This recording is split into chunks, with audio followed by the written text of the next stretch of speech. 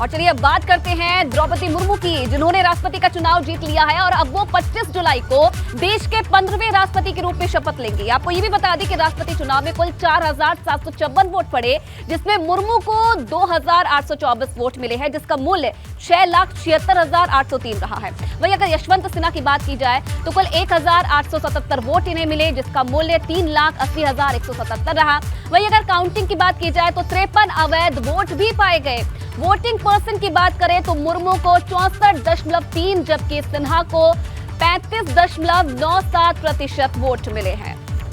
तो इस बड़े मार्जिन के साथ आखिरकार द्रौपदी मुर्मू देश की नई राष्ट्रपति बन गई हैं। उस वक्त की तस्वीरें भी आप देख रहे हैं जब भाजपा के राष्ट्रीय अध्यक्ष जेपी नड्डा द्रौपदी मुर्मू से मिलने पहुंचे। बड़ा स्वागत उनका किया गया। प्रधानमंत्री से लेकर जो तमाम बड़े नेता हैं भाजपा के, वो खुद उनके आवास पर पहुंचे, उन्हें जीत की बधाई दी। ये तस्वीरें आप देखिए, प्रधानमंत्री नरेंद्र मोदी भी मिलने उनसे पहुंचे थे और स्वागत उनका किया गया। और देखिए, शुरुआती दौर से ही जब से एनडीए की प्रत्याशी के तौर पर घोषित किया गया था द्रौपदी मुर्मू को, तब से ही जीत लगभग पक्की मानी जा रही थी। और कल जिस तरीके से नतीजे सामने आए, जिस तरीके से आंकड़े सामने आए, तो एक बड़े मार्जिन के साथ द्रौपदी मुर्मू ने ये जीत हासिल की है।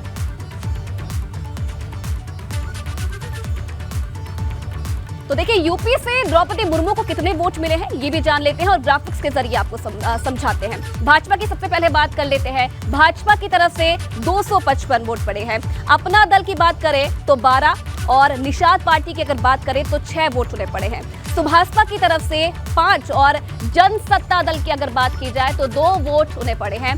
बसपा की बात की जाए तो 1 और शिवपाल यादव का वोट भी इसमें काउंट होता है, तो शिवपाल यादव की तरफ भी 1 वोट पड़ा है। सपा, रालोद और कांग्रेस, अगर इन तीनों को मिलाकर बात की जाए तो कुल 5, तो कुल इनका होता है 268। तो ये पूरा काउंटिंग रहा है कि किस तरीके से वोट डले हैं और यूपी से द्रौपदी मुर्मू को कितने वोट पड़े हैं। ये आप पूरा काउंटिंग देख रहे हैं पार्टियों के हिसाब से किस तरीके से वोटिंग हुई है। भाजपा की तरफ से 255, अपना दल और तमाम जो पार्टियां हैं जो इस वोटिंग में शामिल थी, उनकी तरफ से कितने कितने वोट डाले गए हैं, ग्राफिक्स के जरिए आप समझ सकते हैं। तो चलिए देखिए, इस चुनाव में संयुक्त विपक्ष को भी बड़ा झटका लगा है और अब आपको बताते हैं कि विपक्ष के खेमे में किस तरह की सेंध मारी हुई है। चलिए सबसे पहले बात कर लेते हैं सपा के। तो सपा के कुल विधायक कितने हैं? देखिए, 111 सपा के कुल विधायक है।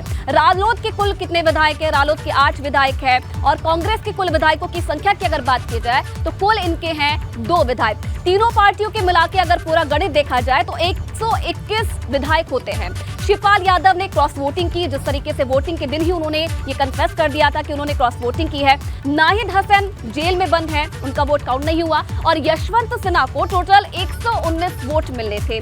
विपक्ष के 3 वोट निरस्त हुए हैं और ऐसे में यशवंत सिन्हा को 116 वोट मिलने थे। यशवंत सिन्हा को 111 वोट ही मिले हैं। यशवंत सिन्हा को 5 वोट कम मिले हैं। तो विपक्ष के 5 विधायकों ने क्रॉस वोटिंग की है। जिस तरीके से पहले से ही उम्मीद जताई जा रही थी कि क्रॉस वोटिंग उत्तर प्रदेश से बड़ी संख्या में हो सकती है और नतीजे के बाद वो कहीं ना कहीं सामने आया है। तो देखिए, राष्ट्रपति चुनाव में उत्तर प्रदेश में विपक्ष ने क्रॉस वोटिंग की है। बताया ये जा रहा है कि विपक्ष के 5 विधायकों ने राष्ट्रपति चुनाव में क्रॉस वोटिंग की है। विपक्ष के 3 विधायकों के वोट अवैध भी घोषित हुए हैं। तो चलिए देखिए, आपको पूरा गणित हमने समझाया कि किस तरीके से वोटिंग हुई है। द्रौपदी मुर्मू के पक्ष में किस किसने वोट किया है, कितने कितने विधायक जो थे, किस किसने द्रौपदी मुर्मू के पक्ष में वोट किया है। और देखिए, उत्तर प्रदेश की अगर बात की जाए तो सबसे ज्यादा वोट यहां से आते हैं। और शुरुआती दौर से ही ये आशंका कहीं ना कहीं जताई जा रही थी। जिस दिन वोटिंग हुई तब से ही ये कहा जा रहा था कि विपक्ष की तरफ से कई लोग ऐसे हैं जिन्होंने क्रॉस वोटिंग की है।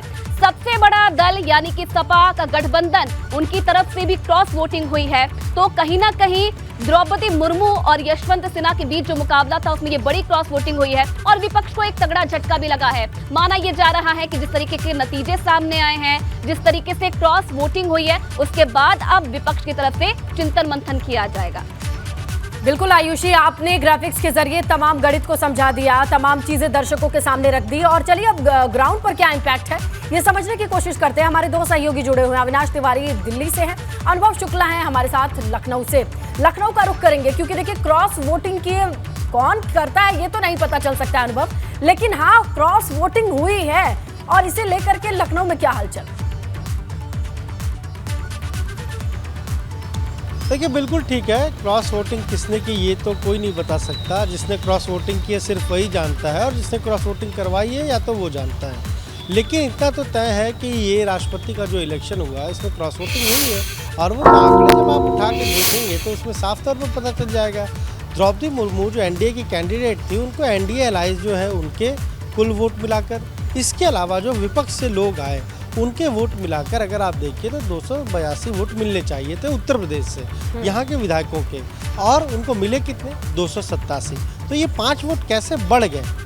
अगर बढ़े हैं तो जाहिर सी बात है कि जो विपक्ष के कैंडिडेट थे यशवंत सिन्हा, विपक्ष यानी समाजवादी पार्टी, आरएलडी और कांग्रेस, इनके जो हम क्या कैंडिडेट थे वो थे यशवंत सिन्हा, उनको वोट कुल मिलने चाहिए थे 119, लेकिन मिले कितने 111।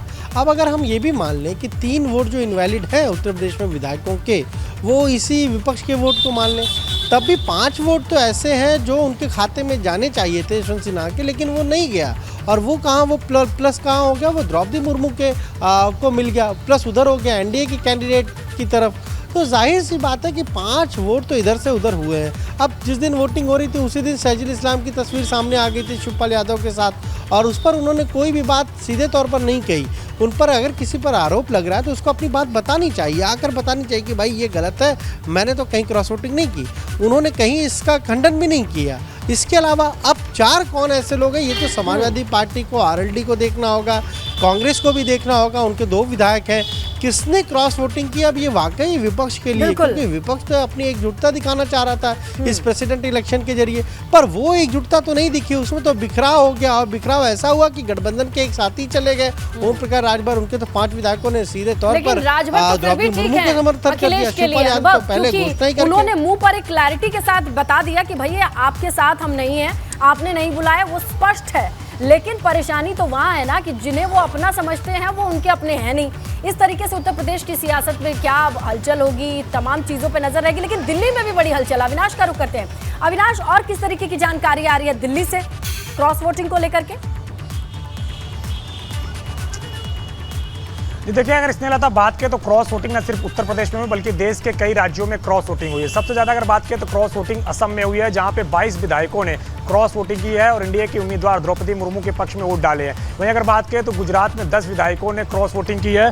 वहीं अगर बात करें तो बिहार में 6, अरुणाचल प्रदेश में 1, हरियाणा में 1, हिमाचल प्रदेश में 2, झारखंड में 10 और मध्य प्रदेश में 18। तो पूरे देश भर में क्रॉस वोटिंग देखने को मिली है, जहां पे लोगों ने अपने पार्टी से इतर द्रौपदी मुर्मू को समर्थन किया है। तो ये एक बड़ी चीज है, क्योंकि जिस तरीके से बीजेपी चाहती, तो बीजेपी ने अपील भी की थी कि तमाम सारे लोग इस बात को ध्यान रखें कि पहली आदिवासी महिला राष्ट्रपति पद की उम्मीदवार है, तो लिहाजा वोट करें। तो जाहिर तौर से बात है कि कई सारे विधायकों ने अपने पार्टी से इतर, अपने पार्टी के प्रोटोकॉल से इतर विधायकों ने जाकर के द्रौपदी मुर्मू को वोट किया है। अब चूंकि द्रौपदी मुर्मू राष्ट्रपति पद का चुनाव जीत चुके हैं, राष्ट्रपति के लिए उनका निर्वाचन हो चुका है, वो भी अगर बात करें तो फिलहाल दिल्ली में मौजूद है। आज दिल्ली में तमाम सारे लोग उनको पहुंचकर बधाई देंगे, जिनमें कई सारे कैबिनेट मंत्री भी शामिल हैं। इसके अलावा राज्यों के मुख्यमंत्री भी शामिल है, क्योंकि बीजेपी शासित राज्यों के कई मुख्यमंत्री आज दिल्ली पहुंच रहे हैं, जिसमें उत्तर प्रदेश के मुख्यमंत्री योगी आदित्यनाथ भी हैं, जो कि शाम 6:30 बजे दिल्ली पहुंचेंगे। और इसके अलावा उत्तराखंड के मुख्यमंत्री पुष्कर सिंह धामी भी हैं, जो दोपहर 2:30 बजे आज दिल्ली पहुंचेंगे। तो ये सभी लोग जाकर के द्रौपदी मुर्मू को बधाई देंगे, उनके राष्ट्रपति निर्वाचन पर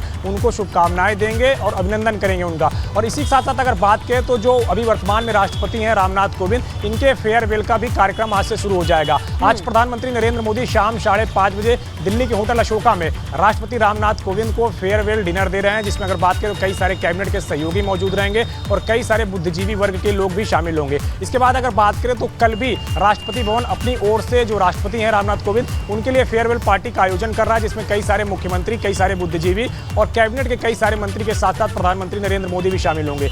24 तारीख की अगर बात करें तो 24 तारीख को जरूर राष्ट्रपति भवन में ऐसा कोई कार्यक्रम नहीं है, लेकिन 25 तारीख को एक बार फिर से बात करें तो शपथ ग्रहण समारोह का आयोजन किया जाएगा। 25 तारीख को सुबह अगर बात करें तो 9 बजे करीब देश के मुख्य न्यायाधीश एनवी रमन्ना, जो वर्तमान में राष्ट्रपति पद के लिए निर्वाचित हुई हैं द्रौपदी मुर्मू, इनको शपथ दिलाएंगे। लेकिन अगर बात करें तो 24 तारीख को भी एक कार्यक्रम की सूचना आ रही है, जिसमें अगर बात करें तो राष्ट्रपति रामनाथ कोविंद, जो नई राष्ट्रपति निर्वाचित हुई हैं द्रौपदी मुर्मू, इनके स्वागत में डिनर देंगे। यानी कि अगले 3 दिनों तक यहाँ पे दिल्ली में अगर बात करें तो स्वागत और विदाई के तमाम सारे कार्यक्रम का आयोजन किया जा रहा है, जिसमें राष्ट्रपति रामनाथ कोविंद की विदाई के कई सारे कार्यक्रम रहेंगे, तो द्रौपदी मुर्मू के स्वागत के कई सारे कार्यक्रम रहेंगे। तो इसको उसको लेकर के तैयारियां की जा रही हैं और तमाम सारे बीजेपी के जो बड़े नेता हैं वो भी दिल्ली आ रहे हैं, जिनमें मुख्यमंत्री भी शामिल है और कई सारे वरिष्ठ नेता भी शामिल हैं, जो कि पहुंच के द्रौपदी मुर्मू के निर्वाचन पर उनको शुभकामनाएं देंगे, उनका अभिनंदन करेंगे और उनसे आगे के लिए तमाम सारी बातचीत भी करेंगे। बिल्कुल अविनाश, आप नजर बनाकर रखिएगा क्योंकि आने वाले 2-3 दिन तक या यूं कहें शपथ ग्रहण समारोह तक काफी हलचल रहने वाली है दिल्ली में। शुक्रिया अनुभव, शुक्रिया अविनाश तमाम जानकारी के लिए।